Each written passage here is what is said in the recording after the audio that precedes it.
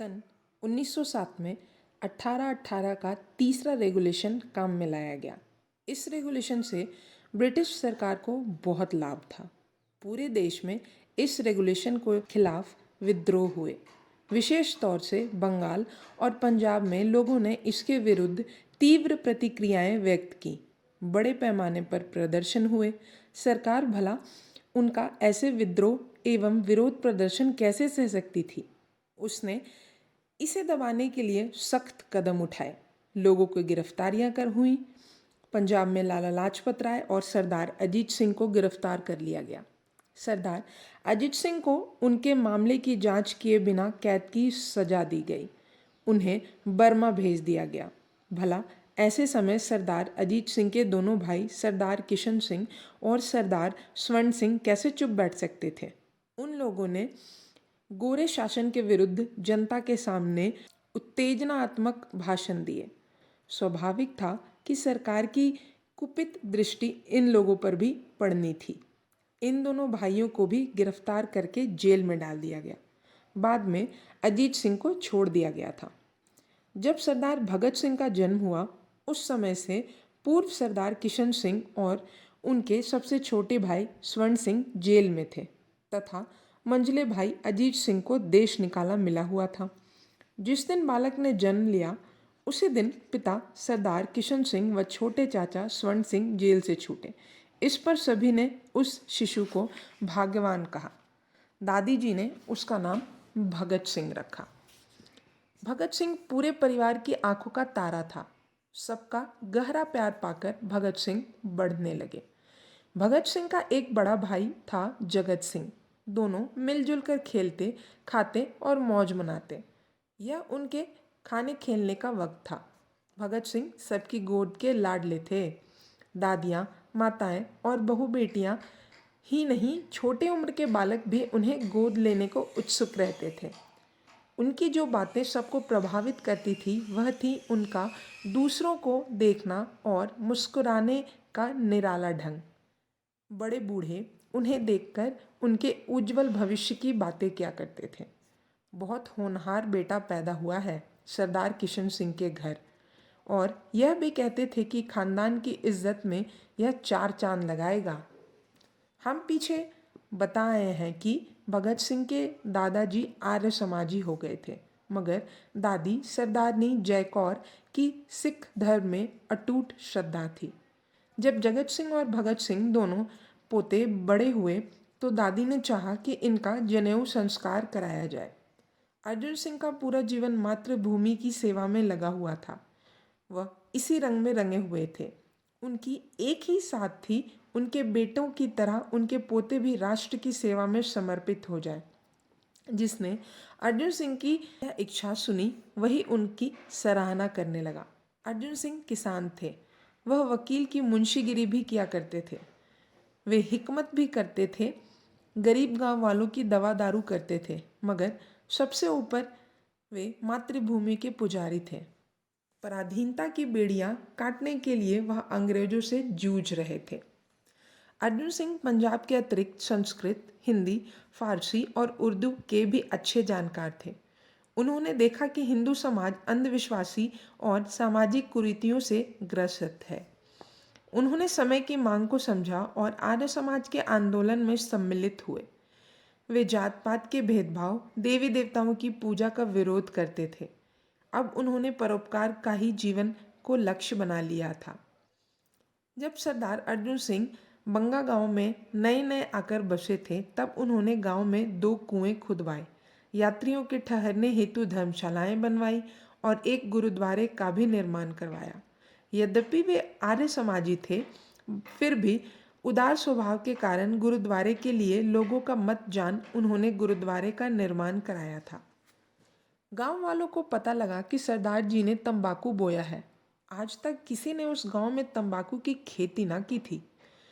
लोगों में कानाफूसी होने लगी, लेकिन सरदार जी की गांव भर में धाक थी। कोई उनके सामने कुछ कह ना सकता था। जब खेती तैयार हुई तो सरदार जी ने उसे काटकर इकट्ठा किया। गांव वाले इकट्ठे हो गए। एक ने कहा, तंबाकू की खेती करना सिख धर्म में पाप है। सरदार अर्जुन सिंह ने तंबाकू की खेती कर निंदनीय कार्य किया था। दूसरे ने कहा। तंबाकू की खेती से रुष्ट होकर ग्रामवासी सरदार अर्जुन सिंह का विरोध करने लगे, मगर अर्जुन सिंह खामोश रहे। उन्होंने तंबाकू शहर के एक व्यापारी को बेच दिया।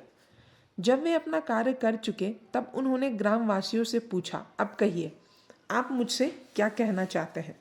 ग्रामवासियों ने तंबाकू की खेती करने के कारण उन्हें बहुत खरी खोटी सुनाई। तब वे शांत भाव से बोले, तंबाकू अपवित्र वस्तु है, अतः मैंने यह बेच दिया और अब उसके पैसों को गांव की भलाई के लिए खर्च कर प्रायश्चित करना चाहता हूँ। सरदार अर्जुन सिंह ने बिके तंबाकू की पूरी रकम गांव वालों को सौंप दी। यह देखकर गांव वाले संतुष्ट हो गए। इस घटना से सरदार जी की लोकप्रियता और भी बढ़ गई। ऐसे ही थे सरदार अर्जुन सिंह। वह महान समाज सुधारक तो थे ही, एक बड़े क्रांतिकारी भी थे। उनके तीनों लड़के ने देशभक्ति का पाठ पढ़ा। बड़े बेटे थे सरदार किशन सिंह, वह कांग्रेस के सक्रिय नेता थे। मंझले बेटे थे सरदार अजीत सिंह, जो देश से जिलावतन हो गए। छोटे स्वर्ण सिंह भरी जवानी में शहीद हो गए।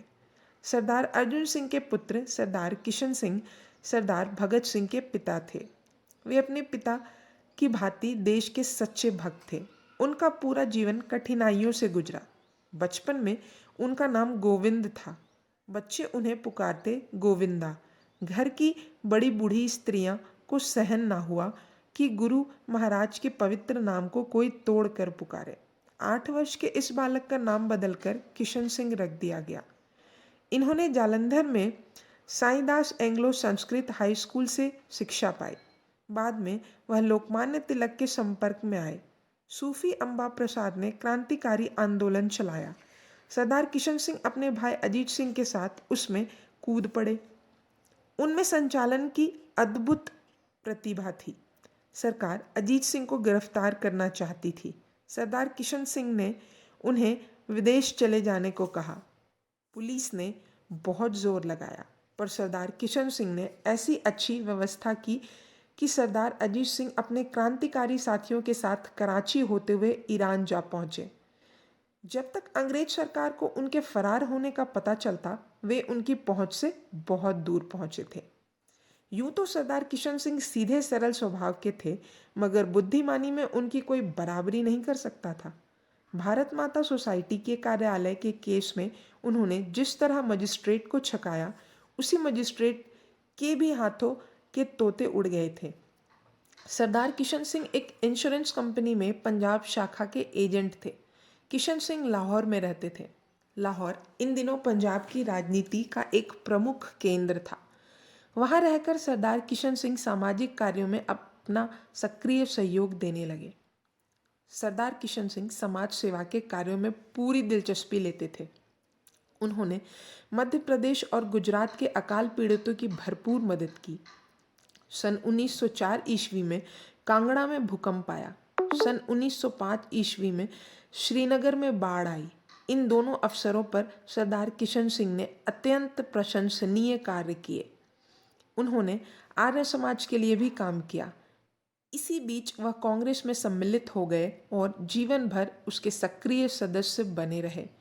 सन 1907 ईस्वी में उन्होंने बारी दोआब एक्ट के विरुद्ध आंदोलन में हिस्सा लिया और जेल गए। सरदार किशन सिंह देश और धर्म के लिए कुछ भी अच्छा कार्य करने के लिए हमेशा तैयार रहते और उनका मुख्य लक्ष्य स्वतंत्रता प्राप्ति था।